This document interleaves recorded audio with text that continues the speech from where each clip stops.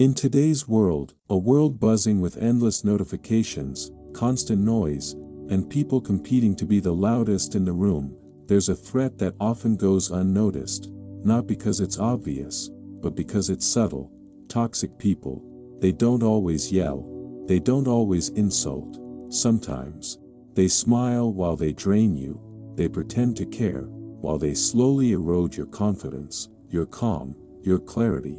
And here's the hardest part. They rarely show up. Like a storm, they show up like fog, quiet, creeping, suffocating your peace, before you even realize it. But this isn't a new problem. It's just wearing modern clothes, over 2,000 years ago.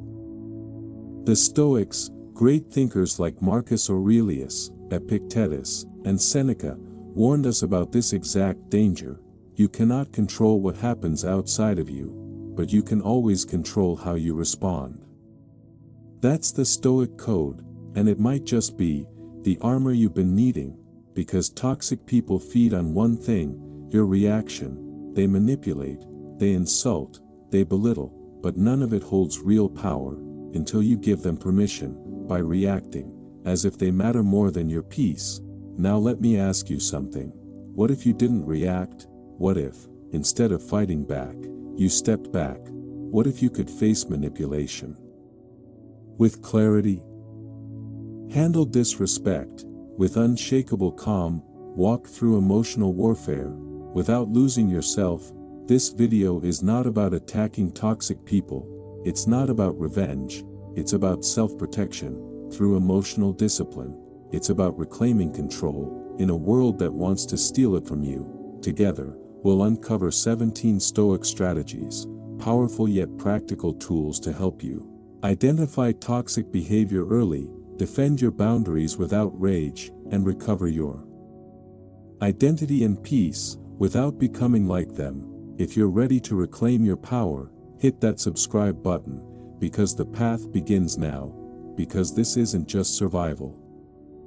This is the art of living, strong, silent, and untouchable.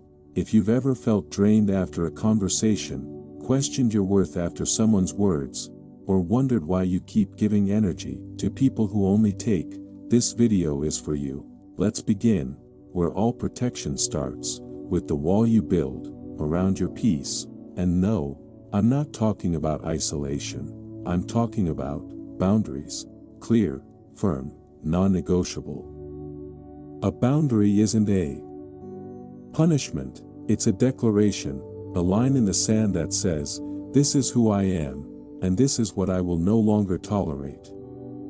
Now pause, and ask yourself, when was the last time you said no?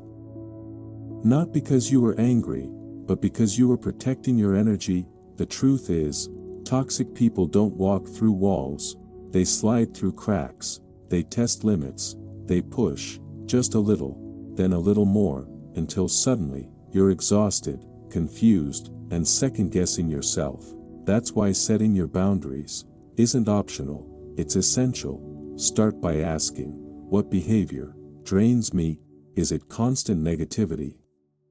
Passive-aggressive comments, unsolicited advice that feels more like control? Whatever it is, name it, claim it, and then define your boundary. But don't just keep it in your head, communicate it clearly. And here's how you do that, with power and poise. Instead of blaming, use the I feel formula. Not, you're always so negative, but I feel emotionally drained, when the focus is always on what's wrong. Not, you never listen, but I feel unheard, when I'm interrupted repeatedly. Be specific, be calm, and most of all, be consistent, because a boundary that isn't enforced is just a wish, and toxic people, they're experts at ignoring wishes. If they push back, stay firm, not hostile. Firm, say, I'm not available to talk right now, but I'd be happy to reconnect over the weekend. Or, I don't accept being spoken to like that. If it continues, I'll need to step away. And if they keep violating it, you don't owe another debate, you owe yourself distance. You see, the purpose of boundaries is not to control others, but to protect your peace, to create space for clarity, for healing, for strength to grow, because the strongest wall isn't the one made of anger, it's the one made of quiet, confident, self-respect, sparkles. And if this message speaks to something you've been feeling deep down, consider subscribing. Because this journey isn't just about awareness, it's about reclaiming your strength, step by step. That's how you begin. Let me tell you something. Most people don't realize, even when you say nothing, your body is still speaking, and if you're not aware of it, someone else will use it against you. Toxic people, they're fluent in that silent language. They don't need your words to read you. They smell insecurity before you even open your mouth. They watch your hesitation, your slumped shoulders, your eyes darting away. They study your nervous habits, and they feed on the weakness your body unknowingly broadcasts. That's why Stoic calm isn't just about what you say, it's about what you embody when you're under pressure, when you're provoked, when someone's trying to get under your skin. So here's the real question. When you enter a room, do you shrink or do you stand? This has nothing to do with aggression. It's not about dominating, it's about being anchored, present, rooted. Start with this. Stand tall, feet planted shoulder width apart, shoulders back, open, not rigid, chin neutral, eyes steady, not hostile, but unshaken. You don't need to puff up to be powerful, you just need to stop folding, because when your posture says, I'm here, and I'm not afraid to be, people feel it, even the ones trying to intimidate you. Epictetus, the great Stoic thinker, once captured it perfectly. It's not what happens to you, but how you stand through it. That defines you. And in today's world, your posture is your presence. It tells people whether you're reactive or resilient. Let's take a moment to visualize. Imagine someone's trying to bait you into an argument. You say nothing, but your arms are crossed, your leg is bouncing, your eyes won't meet theirs. They know they've got you. Your body just confirmed it. Now, change the frame. You remain silent, but your body is calm, grounded, open. You look them in the eye, not to challenge, but to signal, you are not leaving your center. That's a silent message. I will not be moved by your chaos. And that kind of calm disarms manipulators. It doesn't require words. It doesn't require force, just presence. So the next time you're in the presence of someone toxic, don't rush to defend, don't scramble to explain, just stand still, let your body speak your truth, because sometimes stillness is louder than shouting, and real strength doesn't flinch. Not all battles begin with yelling, some begin with a smile, and a soft push against your boundaries. There's a moment in every difficult conversation when your limit is tested. It doesn't always come wrapped in anger.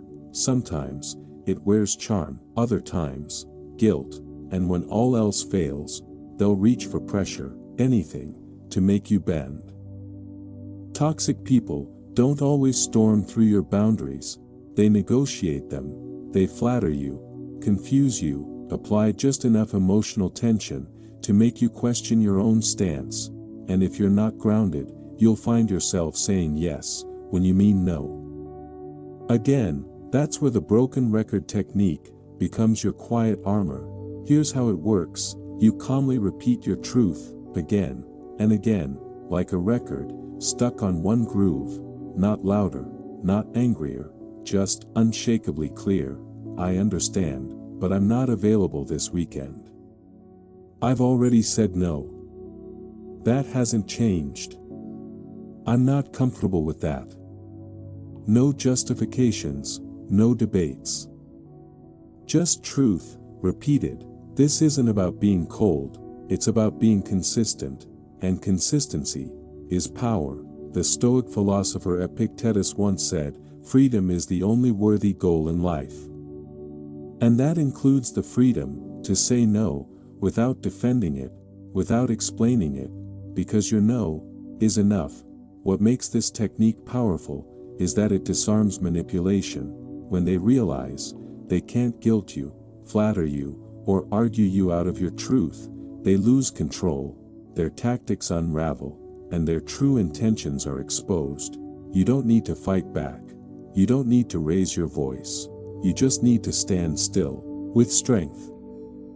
So the next time someone tries to push past your boundary, don't rush to explain, don't try to convince, just return to your one clear line, held calmly, repeated patiently, because that sound, the sound of a calm truth that refuses to move, that's the sound of someone who cannot be controlled. Let me ask you something. Have you ever felt powerless around someone toxic, not because they yelled, but because they twisted everything you said, because you found yourself walking on eggshells, second-guessing every word, doubting yourself, until you started to shrink? It doesn't always feel like abuse. Sometimes, it just feels heavy, like you're walking on glass. With a smile on your face, that's how emotional control. Not through force, but through erosion, slow, subtle, relentless, it wears you down, and after a while, you stop believing in your own power. But here's the truth, you still have power, maybe not over them, but always over you. The ancient Stoics understood this, long before psychology had a name for it. They taught, you can't control other people, but you can always control your actions. That's where your freedom begins. You don't need a dramatic exit. You don't have to explain yourself. You don't even need to argue. Sometimes, the most powerful thing you can do is simple. You say no to that dinner you never wanted to attend. You silence your phone. Instead of replying to a guilt-tripping message, you take a walk, not to escape, but to breathe, to reset, to reclaim space in your own mind. These aren't meaningless gestures, they're declarations. Each small act tells your nervous system and your soul, I matter. I have agency. And I am not a passive character in someone else's story. Because you may not be able to stop someone from crossing your line, but you can step back, you can redraw the boundary, you can act, intentionally, quietly, powerfully. This is what the Stoics meant by inner strength, not the kind that shouts, but the kind that chooses, and with every small action you take, you shift the balance of power, not through revenge, not through reaction, but through clarity, back to where it belongs, back to you. Not all manipulation is loud, some of it comes with a smile, and a subtle trap beneath it. Here's the truth most people miss. Toxic people don't just argue, they perform, they create drama, not because they want resolution, but because they want reaction. Like skilled fishermen, they cast emotional bait, a passive-aggressive comment, a guilt trip, a carefully placed insult, and then, they wait. They're not seeking peace, they're seeking control, because the moment you bite, the moment you defend, explain, or get emotional, you're in their script. Now you're raising your voice, now you're reacting, and they are directing the scene. But what if you refuse to play the role? This is where Stoic indifference becomes your greatest defense. And no, it's not coldness, it's not heartlessness, it's emotional discipline. The Stoic philosopher Epictetus once said, freedom is the only worthy goal in life. And freedom means the power to choose your reaction. Indifference, in Stoic terms, is not about not caring, it's about not being ruled by what is outside your control. So when someone throws bait at you, you don't have to bite, you don't have to defend. You don't have to match their energy, you can pause, you can breathe, and you can choose stillness. That doesn't mean you suppress your feelings, it means you let them rise, but you don't let them drive. You observe, you stay grounded, you refuse to join the performance, and something powerful happens. Their drama falls flat, their manipulation loses fuel, and the emotional hook Comes back empty. This doesn't make you weak, it makes you wise, because you're not here to win arguments, you're here to protect your peace, so the next time you feel that familiar pull, the bait of guilt, blame, or provocation, pause, step back, and remember this. You're not required to attend every drama you're invited to, you can stay calm, you can stay free, because silence isn't surrender, it's strategy. Some people don't want peace, they want a stage, and they want you to dance in their drama, not because they crave connection, but because they crave control. They poke, they prod, they throw little emotional grenades, just to see if you'll explode. And every time you react, you hand them power. It's like giving someone the remote control to your emotions. But what if you became completely uninteresting? What if you became a gray rock? This isn't just a metaphor, it's a real technique. Developed by therapist Paul Friedman for disarming toxic personalities who feed on emotional chaos. Here's the core idea: you stop being entertaining, you stop being reactive, you give them nothing to latch onto, like a dull, smooth stone, no edges, no grip, no drama. They complain, you nod, they provoke, you answer neutrally, they guilt trip, you respond with facts, not feelings. This isn't about being cold. It's about being unavailable to manipulation. Not cruelty, clarity. The Stoic philosopher Seneca once wrote, "True happiness is to enjoy the present, without anxious dependence on the future." That includes the freedom to not react to every emotional storm that passes your way. You don't have to explain, you don't have to defend, you don't even have to engage, because the moment you stop performing in their emotional circus, they lose their audience, and without an audience, the show ends. Now let me be clear, the gray rock method isn't a magic cure. Some toxic people will escalate when their tactics stop working. That's not your fault. Your job isn't to manage their behavior, it's to protect your peace. And when you stay calm, grounded, and neutral, you go from being a target to being untouchable. You become the quiet observer, not the reactive victim, and in that stillness, you take back your power. Let me ask you something. Have you ever felt like you're fighting a silent war, with no one beside you? You hold the line, you set the boundary, you stay calm in the storm, but inside, you're tired. Even the strongest warrior needs a shield, and that shield is your support system. See, when we talk about protecting ourselves from toxic people, we usually talk about detachment, silence, boundaries. But there's something just as powerful and often overlooked: connection. Because the truth is, you were never meant to do this alone. The Stoic philosopher Seneca once said, "To live in harmony with nature is to live in harmony with others." He believed in surrounding yourself with people of virtue, people who reflect your values, people who uplift you, people who see you, even when you can't see yourself. So let me ask again, who's in your corner, who reminds you that you're not crazy when the manipulator tries to twist your truth, who listens without judging, who sits with your silence, instead of trying to fix it, who reflects your worth back to you when the world makes you doubt it? A real support system gives you heavy checkmark, a safe space to unpack your emotions, so the weight doesn't stay trapped inside. Heavy checkmark encouragement that counters the subtle attacks on your self-worth. Heavy checkmark living proof of resilience. People whose presence inspires growth, not fear. But let's be honest, a support system doesn't build itself. You have to invest in it. Spend time with those who nourish your soul. Join communities, offline or online, where you feel safe, seen, and strong. Say thank you to the ones who show up for you. Let them know they matter, too, because when life gets hard, and it will, that circle becomes your anchor. Toxic people isolate you. Good people remind you who you are, so don't underestimate the quiet strength of having even just one or two good souls in your life. That's not weakness, that's wisdom.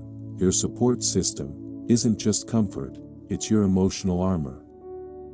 It gives you clarity, courage, and the kind of hope that can't be shaken. There's a tactic toxic people use, and it's far more dangerous than shouting or manipulation. They don't just make you question your memory, they make you question your morals, your sense of right and wrong, your identity. And it happens slowly. You catch yourself thinking, am I being too sensitive? Maybe it is my fault. Maybe I don't actually know what I'm doing. That's no accident, that's psychological warfare, because once you begin to doubt your inner compass, you become easier to guide, easier to control, easier to break. But here's what they don't want you to know. Backhand index pointing right, no one can shake you if your foundation is solid. The ancient Stoics knew this. They taught, the key to inner peace is living in alignment with your values, no matter what the world throws at you. Seneca once wrote, no one can harm you without your permission, unless you surrender your reason. Your values are your compass. They help you navigate gaslighting, guilt trips, and emotional games. So when someone tries to twist your intentions, when they make you feel like the villain for setting a boundary, you don't need to argue, you don't need to explain. You only need to ask yourself, am I living in line with what I believe in? That's your anchor. That's your truth, that's your protection. It doesn't mean you're perfect, it means you're centered. So what are your values? Honesty, respect, courage, loyalty, compassion. Write them down, revisit them, let them guide your decisions, especially when you feel unsure or under attack, because when your identity is rooted in your values, no guilt trip can uproot you, no manipulator can twist you, no chaos can unround you. They can try to distort your reality, but they can't touch your principles. Not unless you let them, so hold the line. Live your truth, and never let someone else rewrite your inner code. That's not just self-protection. That's personal power. Let me ask you something. What if just 10 minutes with a pen could change the way you face the world tomorrow? Because in a world that constantly pulls you in 1,000 directions, emotionally, mentally, even morally, it's easy to lose your center, to feel scattered, reactive, exhausted, especially when you're surrounded by toxic people who know exactly how to trigger your deepest insecurities.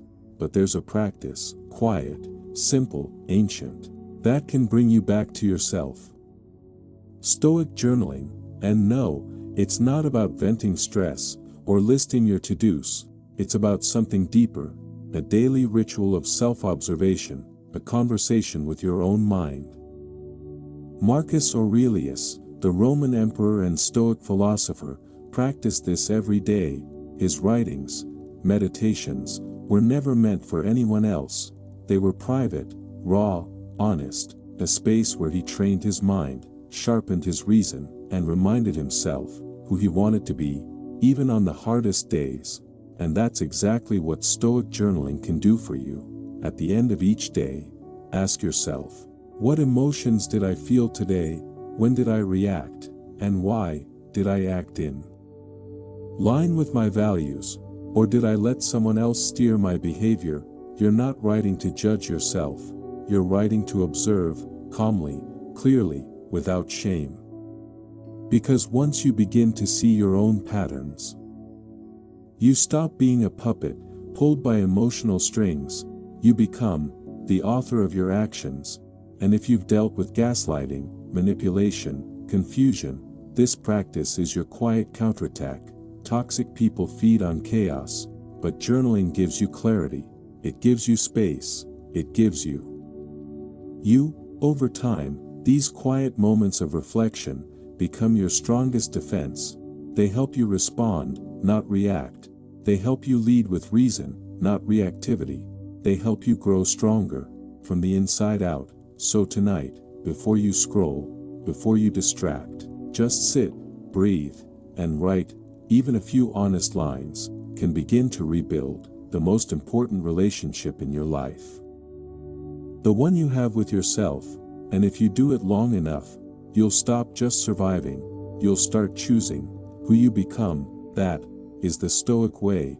Some people don't want resolution, they want a reaction. They speak not to understand, but to provoke. You know the type, the verbal gladiators, the ones who treat conversations like combat sports, raising their voices, twisting your words, pushing every button they can find, all to spark a fire they can feed on, and the moment you react, even just a little, they win. That's why one of the most powerful tools you can ever develop isn't what you say, it's what you don't say. Silence. Now, silence isn't weakness. It's not passive, it's intentional power. In Stoic philosophy, silence is a form of self-command. Marcus Aurelius wrote, "Stop arguing about what it means to be a good man. Just be one." In other words, let your calm speak louder than your words ever could. When someone tries to pull you into their emotional chaos, pause. Don't defend, don't explain, don't fight back, just stand still. Why? Because silence disrupts the pattern. Toxic people rely on predictability. They attack, you react, they control. But when you break that rhythm, when you respond with calm stillness instead of chaos, you rob them of the emotional fuel they crave. Now, let's be honest. This isn't easy. We're conditioned to explain ourselves, to argue, to defend our honor. But true power isn't found in reacting, it's found in restraint. At first, they might escalate, they might get louder, they might accuse you of being cold or weak. Let them, because what they're really saying is, I can't control you anymore. Your silence is not emptiness, it's a message. I won't participate in your drama, I won't hand you my peace. This is not detachment out of fear, it's clarity, it's discipline, it's choosing peace over provocation. So next time you feel the urge to respond, don't, just breathe, stand in your truth, and let your silence say everything. Imagine your mind as a fortress, not made of stone, but of attention, of clarity, and unwavering awareness. But in today's chaotic world, that fortress is under constant subtle attack, not always from what happens to you, but from how you judge what happens. The great Stoic philosopher Epictetus once said, "It's not what happens to you that disturbs you, it's your judgment about it." So here's a powerful question to hold on to. What if the real danger isn't just toxic people, but the way we interpret and respond to them? Let's break it down. Toxic behavior rarely arrives with a flashing warning sign. Sometimes it wears a smile, it flatters, it makes you feel special, until it doesn't. How do you spot it? 1. Constant criticism. Ever been around someone who's never satisfied? No matter what you do, they find a flaw, and over time, it wears you down. You start doubting yourself, and that's exactly their goal, to make you the problem. 2. Manipulation. It's not always aggressive. Sometimes it's disguised as concern. I just care about you. Or guilt and threats. If you really loved me, you'd. They bend your emotions, controlling your choices. 3. Chronic negativity. They complain endlessly. They focus only on what's wrong, and slowly, their darkness dims your own light. You feel heavier after every encounter. Then there are specific types you'll encounter. The narcissist, magnetic at first, craving praise and attention, but ultimately draining your spirit. The gossip, planting seeds of conflict behind your back, thriving on chaos and drama. The energy vampire. After conversations, you feel hollow, like your soul just paid a toll. Here's the real danger. These people don't just stress you out, they steal your emotional clarity. If you don't recognize them early, they start reshaping how you see yourself. That's why awareness is your first line of defense, not to judge them, but to protect you. Think of it as building a mental map, a blueprint of red flags and patterns, so you can detect the threat before it breaches your peace. Because when you can name the threat, you take back its power.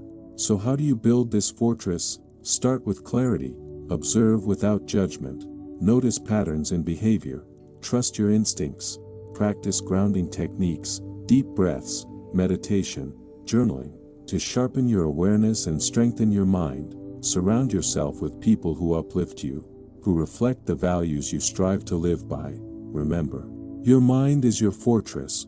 Don't let anyone else hold the key. Let me ask you something.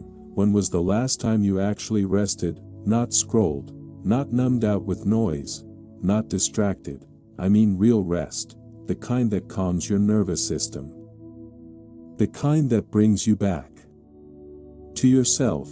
Because here's the truth most people never talk about: toxic people don't just drain your mood, they drain your soul, bit by bit. They chip away at your emotional clarity, your sense of peace, until you're running on empty, still trying to show up for everyone else. And that's when burnout doesn't knock, it breaks down the door. This is why self-care isn't soft, it's not indulgent, it's strategic defense. Think of it this way: you wouldn't go into battle with a broken shield, so why face emotional warfare without restoring your armor? The Stoics understood this. Yes, they spoke of discipline and resilience, but also of balance. Seneca once wrote, "We should take wandering walks outdoors, so that the mind might be nourished and refreshed by the open air and deep breathing." Even warriors need recovery, because let's be real, you can't think clearly, you can't respond wisely, you can't hold a boundary, if you're sleep deprived, irritable, or running on caffeine and resentment. So, how do you practice real self-care, Stoic style? First, treat it like an investment, not an afterthought. Schedule it, protect it, your clarity depends on it. Second, do what actually restores you, not what looks good on Instagram. A solo walk without your phone, deep breathing in silence, creating something without posting it. Third, listen to your body, tension in your shoulders, snapping at the people you love. That's not weakness, that's a warning. And finally, don't underestimate the basics: sleep, stillness, simple nourishment. These aren't luxuries, they're the roots of your resilience. Because when you're centered, you don't just survive toxic environments, you rise above them. So don't wait until you break.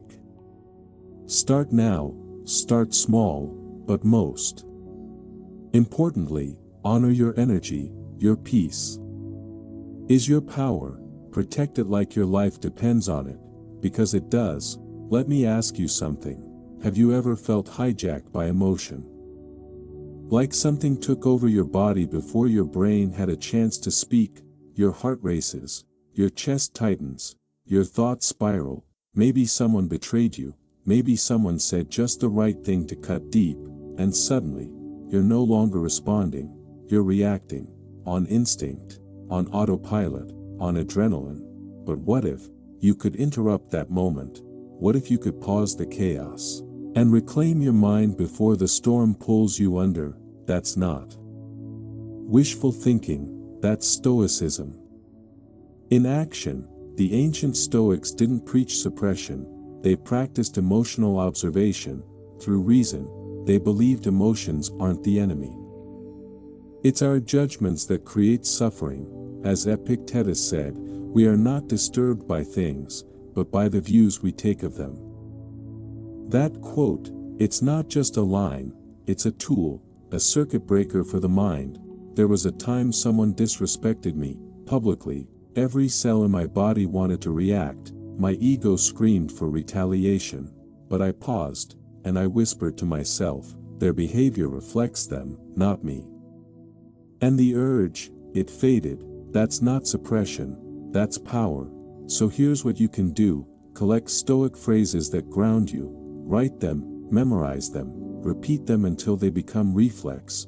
Because when the emotional storm comes, and it will, you won't have time to think, but you will remember your mantra. and in that moment, you take back control. That's not coldness. That's clarity, that's command. You don't need to fight every emotion, you just need to lead them, from the front, with reason, with stillness, with presence. That is the Stoic way. Let's be honest, even the strongest walls can be worn down, even the most disciplined mind can feel exhausted, because toxic people, they're not always obvious, they don't always show up screaming, sometimes, they smile, they flatter, they ask for just a little help. And before you realize it, you've given them access to your peace, your time, your emotional space. Again, here's the truth, you may not be able to control who they are, but you can control how much access they have to you. That is where your power begins. Let me give you a real example. Imagine a coworker who constantly complains. Every time you meet, they unload negativity, but never listen. You leave the conversation feeling drained, and worse, guilty, for wanting to avoid them. But what if you saw that moment differently, not as an obligation, but as a boundary check? Here's how you reclaim your space. First, physical distance. If you can limit contact, do it. Change the meeting spot, take a different lunch break, leave when the conversation turns. This isn't rudeness, it's self-respect. Second, emotional distance, because sometimes, you can't walk away. You share a dinner table, an office, a life. That's where Stoic discipline matters most. As Epictetus said, freedom begins the moment you understand, some things are in your control, and some are not. You don't need to absorb their chaos, you can observe it, calmly, quietly, without letting it move your center. That person who critiques you constantly, their words reflect their pain, not your worth. You're not excusing them, you're simply not carrying them. And finally, redirect your focus, because attention is energy. Pour it into people who lift you, work that brings meaning, moments that remind you of who you are, beyond the noise. The more you limit exposure to chaos, the more room you create for peace, for clarity, for you. This isn't escape, it's strategy. It's not cold, it's clarity. You're not rejecting others, you're choosing yourself, and that is freedom. Let's be honest, most of us were never taught this. But one of the most powerful skills you can ever develop is the ability to observe without reacting. Think about it. Someone says something rude, your boss crosses a line, your partner shuts down. Emotionally, what's your first instinct? We label it, that was wrong. That was toxic. That was completely unacceptable. And maybe it was. But the moment you rush to judgment, you trigger a storm inside. Now you're not just reacting to what happened, you're reacting to the meaning you gave it, and in that moment, you lose clarity, you lose control, you're no longer seeing what is, you're seeing what your emotion wants it to be. But what if you paused? What if you stepped back? What if you could see things, not better, not worse, just as they are? That is the Stoic way. Marcus Aurelius once wrote, "See things for what they are, not better, not worse, just what they are." That's not just a quote, that's a tool, it's a reminder that power lives in the pause, because when you pause, you break the emotional cycle, you step out of the chaos, and into clarity, you become the observer, grounded, calm, unshaken. It's like watching a storm, from behind a window, you see it, you feel the tension, but you're not inside it, and that distance, that's where your wisdom grows. When you observe without judgment, you see what others miss, patterns, motives, truth. You stop reacting to what's loud, and you start responding to what's real. In my own life, this shift changed everything. Instead of saying, "They're being toxic," I ask, "What's really going on here?" Instead of defending, I breathe, I observe, I wait. And most of the time, clarity beats confrontation. So here's something you can try today, just one moment, one interaction, where instead of reacting, you observe, you pause, you breathe, you hold the space, and in that space, you take back control. That's not weakness, that's wisdom, that's not coldness, that's clarity. So if this message spoke to something in you, subscribe, share it, and remember, you don't need to control everything. You just need to control how you see it, and that changes everything. Let me ask you something. Have you ever walked away from a conversation, feeling more wounded than heard, not because someone yelled, but because their words cut beneath the surface? You never listen. You're too sensitive. You always make things worse. That's when words stop being communication and become weapons. In that heated moment, your instinct is to fight back, to defend, to match their intensity. But here's what gets lost in the chaos: backhand index pointing right, you can express pain without provoking a fight. Backhand index pointing right, you can honor your emotions without turning the other person into an enemy. That's where the phrase, "I feel," becomes powerful. Not soft, not passive, but clear, grounded, real. Instead of saying, "You always bring up the past to hurt me," say this: "I feel drained," when we keep circling back to old wounds. Instead of, "You never support me," try, "I feel alone," when I don't feel heard in moments that matter. See the shift? You're not blaming, you're owning your experience. And when you do that, something changes. Walls come down, tension softens, and a real conversation becomes possible. The Stoics knew this long before psychology caught up. Marcus Aurelius wrote, "You always retain the option of having no opinion. There is never a need to turn things into trouble for yourself." In other words, not every disagreement needs to be a war, not every frustration deserves a battlefield. Sometimes, clarity speaks louder than volume. In my own life, I've lived this. When I shifted from, "You're making this worse," to, "I feel overwhelmed right now, and I need a moment to breathe," people listened, not resisted. Why? Because I wasn't trying to win, I was trying to connect. So next time your heart's racing, and your words rise to your lips, pause, take a breath, and speak from your truth, not your trigger. Use the words that calm the fire, not fuel it. That's not weakness, that's wisdom. And in a noisy world, that's real power. Here's something nobody teaches you growing up: your energy follows your attention. And whatever you focus on, grows. That's why toxic people are so dangerous, not just because of what they say or do, but because they slowly train your mind to live in negativity. You start reacting more, doubting yourself more, feeling like you're constantly under attack, even when no one's around. And over time, that negativity becomes your default state. You stop seeing beauty, you stop feeling joy, you forget that you have the power to shape your inner world. But the Stoics knew better. They taught, the soul becomes dyed with the color of its thoughts. Marcus Aurelius, in other words, your mind is like a garden. If you don't plant good seeds, the weeds will take over. So here's the question: what are you planting today? Because positivity isn't about pretending everything's fine, it's about choosing where to build your home, mentally, emotionally, spiritually. And that means being intentional about the relationships that feed you, not drain you, the work that gives your life meaning, the habits, like meditation, movement, journaling, or art, that reconnect you back to yourself. Even small acts matter.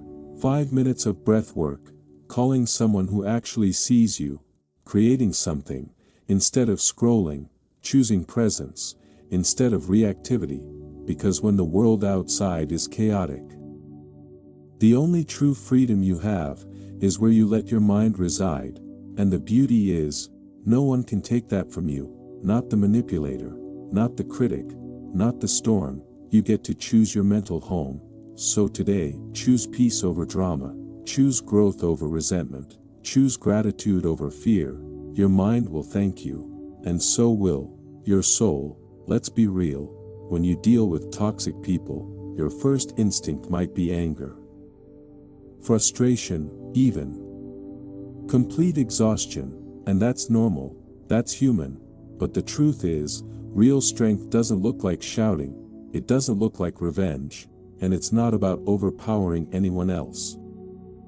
According to Stoic philosophy, the strongest person in the room isn't the loudest. It's the one who refuses to be controlled by someone else's chaos. You don't need to yell to protect your dignity. You don't need to fight back to reclaim your power. Instead, you learn to pause, to speak less, and observe more, to create distance, without guilt, and most importantly, to act from reason, not from reaction. Because here's the paradox: the calmer you are, the more control you hold. When others try to bait you into conflict, your stillness becomes your shield, your silence becomes a strategy, and your ability to stand firm, without being pulled into emotional war, becomes your greatest weapon. Marcus Aurelius, the Roman emperor and Stoic philosopher, understood this deeply. He wrote, "You have power over your mind, not outside events. Realize this, and you will find strength." So the next time you find yourself face to face with someone toxic, someone who wants to provoke, manipulate, or dominate, remember this: you are not here to mirror their chaos. You are here to master your response. That's how you regain your peace. That's how you reclaim your freedom. Because true power isn't about dominating the room. It's about staying grounded while the room spins around you. And when you can stay calm, hold your boundaries without rage, choose peace over provocation, you win every single time. If this video gave you something to think about, if it helped you feel a little more centered, go ahead and hit subscribe, so you never miss a strategy that sharpens your clarity and strengthens your soul. And if you're facing a difficult situation right now, drop it in the comments. I read every single one, and I'll be right here as part of your support system, helping you walk through it. Because strength isn't about dominance. Strength is the ability to stand tall without getting swept away.